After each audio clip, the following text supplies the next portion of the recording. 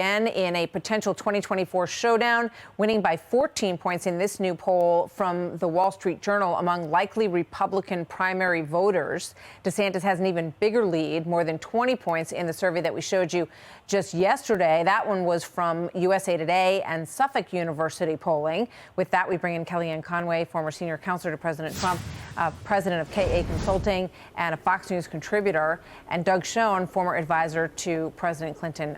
Two great pollsters with a lot of experience in this. So, Kellyanne, I'll start with you. What do you think of these polls? I'm not surprised at all. I think Ron DeSantis has had a monster year. He's done a great job in Florida, and people see him as having a very bright future, including me. And I think Donald Trump put himself out there, even though he was banned from social media and parts of the Democratic Party, if not society. Look, I like the fact that we have two people we're talking about here who are both anti-establishment, risk takers, keep their promises, and also, are people who were not the ones that the cognoscente wanted.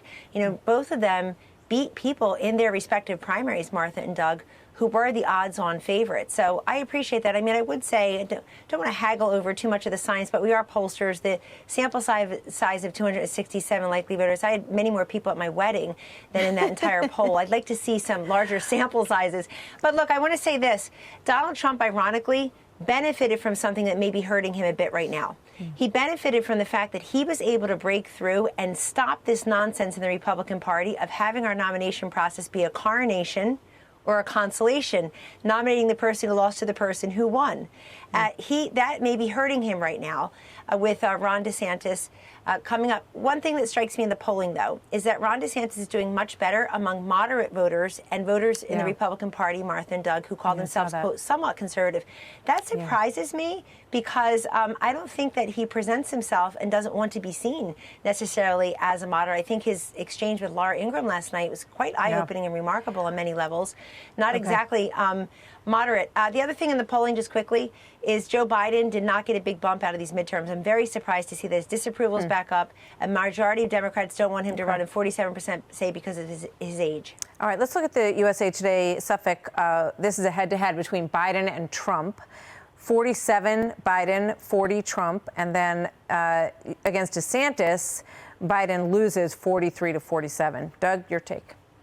Yeah, look, to put it bluntly, Trump is sinking, DeSantis is surging. Joe Biden's worst nightmare is Ron DeSantis. He believes he can beat Donald Trump, even with the very low approval ratings that Kellyanne rightly speaks of. There was no bump for the Democrats in the midterm. It was a repudiation of Trump and Trump candidates. I think DeSantis is ideally positioned. Now, we all know that front runners early on, particularly those that are untested, have a long way to go.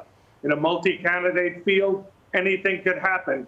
But right now, I think it's fair to say Ron DeSantis is the odds-on favorite to be the Republican nominee and potentially the next president of the United States. Well, it all seems so far away, and then it doesn't, right? And then the months start moving very quickly, and everybody is gearing up. So, this, you said basically how, Kellyanne, how the former President Trump bucked the trend. There were all these people who were longtime, well-known names in the Republican Party who everybody thought, were likely to be the nominees. So this time you've got, Glenn Youngkin, Mike Pompeo, Nikki Haley, Mike Pence. I mean, you could have another very broad field here. I'm actually going to interview Governor Youngkin down in Richmond tomorrow. Your thoughts on how viable these other candidates really are? Well, look, I think they're all presidential timber. I think on the Democratic side, they have some presidential wood chips right now, thinking they should run against Joe Biden. Here's what's going to happen. The Republicans are going to have a large primary, and the winner will emerge with far less than 50%, maybe 40% of the vote. The Democrats who want a primary and don't want Joe Biden aren't going to have much of one. He may have one or two contenders from the left. But remember, Martha, until you're under those Klieg lights, look at what Chris Christie did to Marco Rubio on that debate stage in New Hampshire in 2016. Look what happened on Michael Bloomberg in a matter of 60 seconds with Liz Warren making just easy work of him in less than a minute and very predictable questions. So I think with Donald Trump, the one thing he's got going for him, he's done the job before, but the thing he has going for him, every time something happens, people say that doesn't surprise me, it's Donald Trump. People are going to be very surprised when they get to know some of these candidates. I predict that because it always happens with every candidate. It's not about any particular. They'll say, I didn't know that about him. I didn't know she felt that way. Right. So I think that people are always on a blind date with candidates they don't know well, and eventually the doorbell rings and you have to answer the door. Quick final thought, Doug. Just a couple seconds here. Yeah, I think we're a long way away from getting to the marriage ceremony with Ron DeSantis. We're past the initial date, but we're still in the getting to know one another phase. But as a Democrat, my fear is DeSantis, not Trump. Interesting. Thank you very much, Doug and Kellyanne. Great to see you both, as always. Hey, Sean Hannity here. Hey, click here to subscribe to Fox News YouTube page and catch our hottest interviews and most compelling analysis. You will not get it anywhere else.